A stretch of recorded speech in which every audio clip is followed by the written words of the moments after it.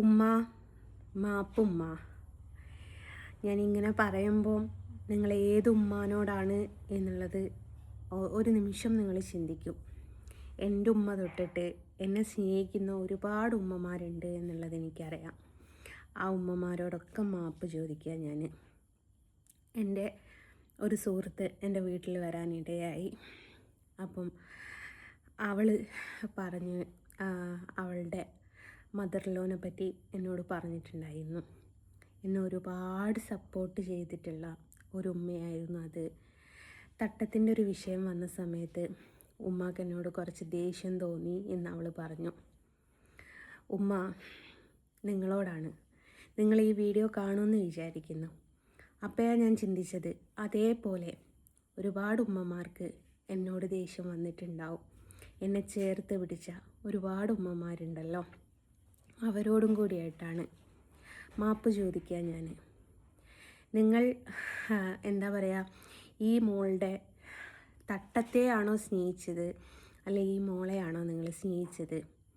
തട്ടം എപ്പോഴും എൻ്റെ തലയിൽ നിങ്ങൾക്ക് കാണുന്നൊരു സാഹചര്യത്തിലൂടെ ഞാൻ കടന്നു പോകുമ്പോഴും എൻ്റെ ജീവനെന്ന് പറയുന്നൊരു സംഭവം അവിടെ ഉണ്ടാവണമെന്നില്ല ഉമ്മ. തട്ടം എൻ്റെ ലൈഫിൽ നിന്നും ഞാൻ മാറ്റി എന്നൊരു വാക്കാലെ പറഞ്ഞു എന്നല്ലാതെ ഇപ്പോഴും ഞാൻ തട്ടം ഉപയോഗിക്കാറുണ്ട്. പല വീഡിയോസിലും നിങ്ങൾക്കത് കാണുകയും ചെയ്യാം. അത് എൻ്റെ ഉമ്മാനോടും എൻ്റെ ബാപ്പാനോടും ഉള്ള സ്നേഹം തന്നെയാണത്. അതേപോലെ തന്നെ എൻ്റെ ഉമ്മാനെയും എൻ്റെ ബാപ്പാനെയും പോലെ ഒരുപാട് ആൾക്കാർ എന്നെ സ്നേഹിക്കുന്നവരുണ്ട്. അവർക്ക് ഒരിത്തിരി ദേഷ്യം എന്നോട് വന്നു എന്ന് കേട്ടപ്പോൾ ഇനിയെങ്കിലും ഞാനിത് പറഞ്ഞേ പറ്റുള്ളൂ എന്ന് തോന്നുന്നത് കൊണ്ട് ആദ്യമേ തന്നെ എൻ്റെ ഉമ്മാനോടും ബാപ്പാനോടും മനസ്സറിഞ്ഞ് മാപ്പ് ചോദിക്കുകയാണ്. സ്വന്തം ഉമ്മാനോടും ഉപ്പാനോടും അതേപോലെ എന്നെ സ്നേഹിക്കുന്ന ഒരുപാട് ഉമ്മയും ഉപ്പയുണ്ട്, അവരോടും ഞാൻ മാപ്പ് ചോദിക്കുകയാണ്. ഈ മാപ്പ് പറയുന്ന വീഡിയോയിലും ഞാൻ തട്ടമിട്ടിട്ടില്ല കേട്ടോ. ഉമ്മ, നിങ്ങൾക്കേ പറ്റുള്ളൂ നിങ്ങളുടെ മകളെ മനസ്സിലാക്കാൻ. അല്ലേ ബാപ്പ, നിങ്ങൾക്കേ പറ്റുള്ളൂ നിങ്ങളുടെ മകളെ മനസ്സിലാക്കാൻ. തട്ടത്തിൻ്റെ പേരിൽ ഞാനും എൻ്റെ മകനും അനുഭവിച്ചതും, ഒരു സ്ത്രീക്ക് ഏറ്റവും വലിയത് വേണ്ടത് മാനമാണ്. അത് നഷ്ടപ്പെട്ടതൊക്കെ ഈ ഒരു തട്ടത്തിൻ്റെ പേരിലായിരുന്നു. അത് ഞങ്ങൾക്ക് ഒരുപാട് വേദനകൾ തന്നിട്ടുണ്ട്. തട്ടത്തിൻ്റെ പേരിൽ കല്ലെറിയുന്ന ഒരുപാട് ആൾക്കാർ ഞങ്ങൾ ചുറ്റുമുള്ളത് കൊണ്ടായിരുന്നു ഉമ്മ ഞാൻ അങ്ങനെ ഒരു തീരുമാനം എടുത്തത്. പക്ഷേ ഇടണോ വേണ്ടയോ, എങ്ങനെ നടക്കണം നടക്കണ്ട എന്നുള്ളത് നമ്മളുടെ മനസ്സിലുണ്ടായാൽ മതി. അതെൻ്റെ മനസ്സിലുണ്ട് ഉമ്മ, ഞാനത് ചെയ്യാറുമുണ്ട്.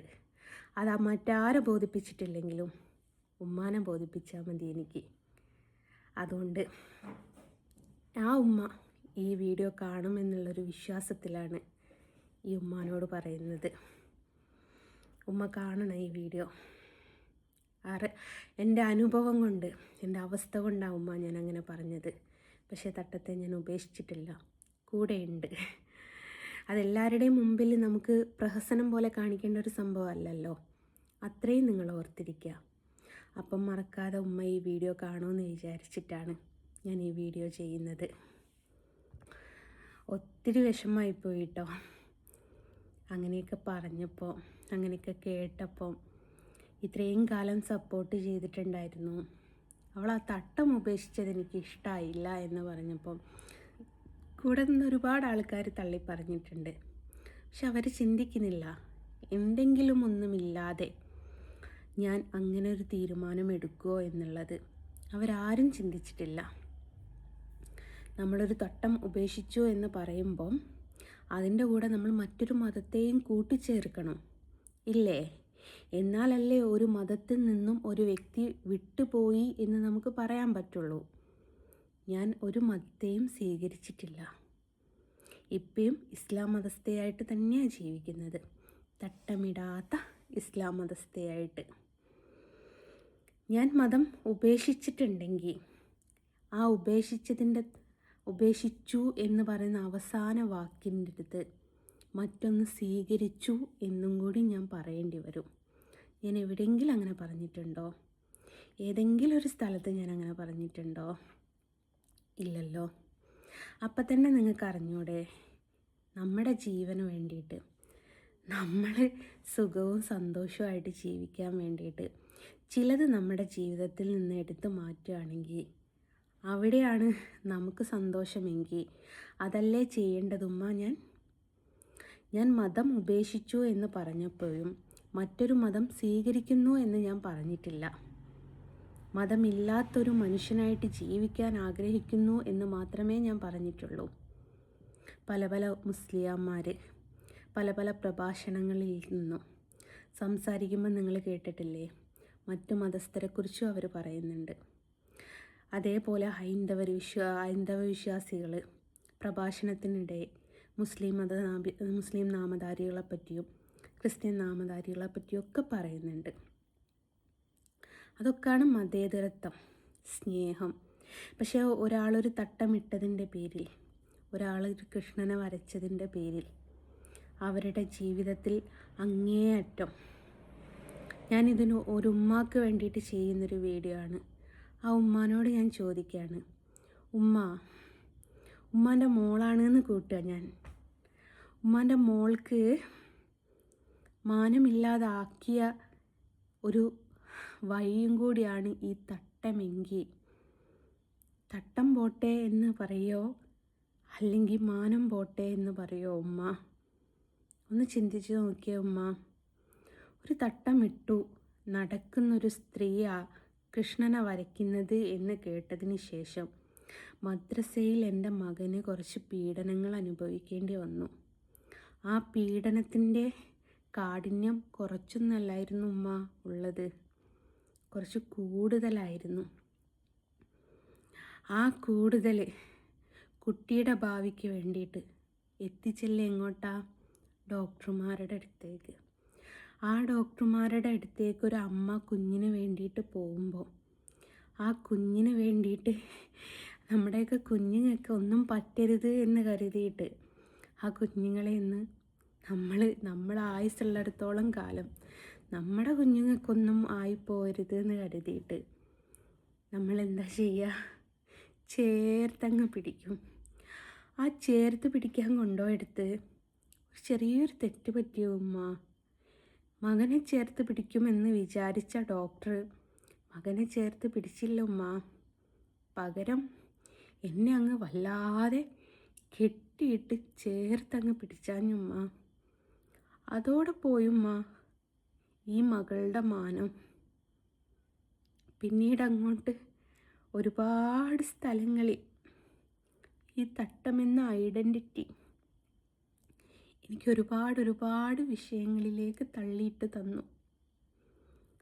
ദീന് അതെങ്ങനെയുണ്ടെങ്കിലും നമുക്ക് എങ്ങനെ ഏത് രീതിയിൽ വേണമെങ്കിലും പുറം ലോകത്തേക്ക് കാണിക്കാം.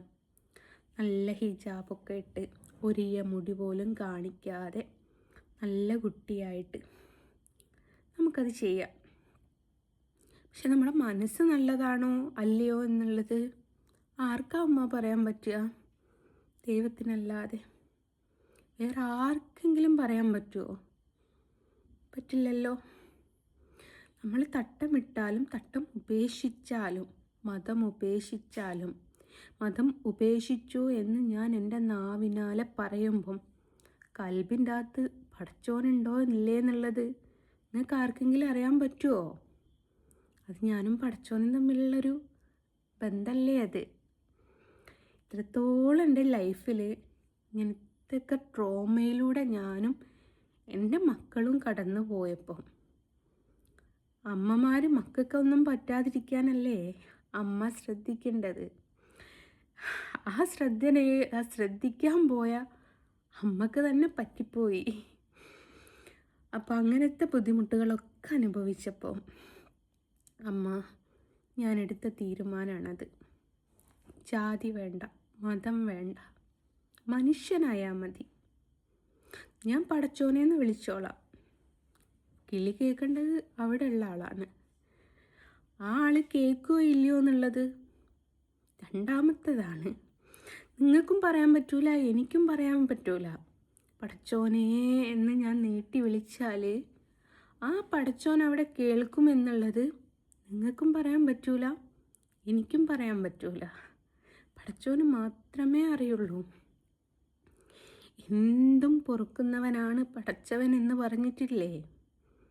നമ്മുടെ സാഹചര്യം നമ്മളെ ജീവിക്കാൻ അനുവദിക്കില്ല എന്ന് തോന്നുമ്പം, മരണത്തിലേക്ക് നമ്മൾ പോവും എന്ന് തോന്നുമ്പം, അവിടെ നമ്മുടെ ജീവന് വേണ്ടിയിട്ട് അല്ലെങ്കിൽ നമ്മുടെ നിലനിൽപ്പിന് വേണ്ടിയിട്ട് ഒരു തട്ടത്തെ ജീവിതത്തിൽ നിന്ന് മാറ്റിയിട്ട് ജീവിച്ചു പോവുകയാണുമ്മ. പക്ഷെ മനസ്സാലെന്നും അതൊക്കെ അവിടെ തന്നെ ഉണ്ട്. എന്നെ അത്രമേൽ സ്നേഹിച്ച ഉമ്മയായിരുന്നു ഇങ്ങനെ പറഞ്ഞെന്ന് കേട്ടപ്പോൾ വല്ലാത്തൊരു നീറ്റൽ നെഞ്ചിൻ്റെ അകത്ത്. മാപ്പ് ചോദിക്കുകയാണ് ഉമ്മ. തെറ്റ് പറ്റിയിട്ടുണ്ട്.